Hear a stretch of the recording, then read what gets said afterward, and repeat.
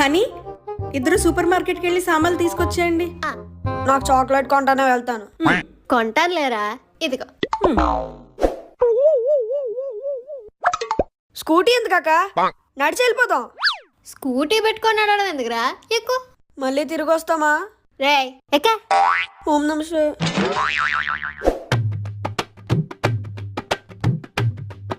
అక్క అక్క చాక్లెట్స్ ఇక్కడ ఉంటాయి.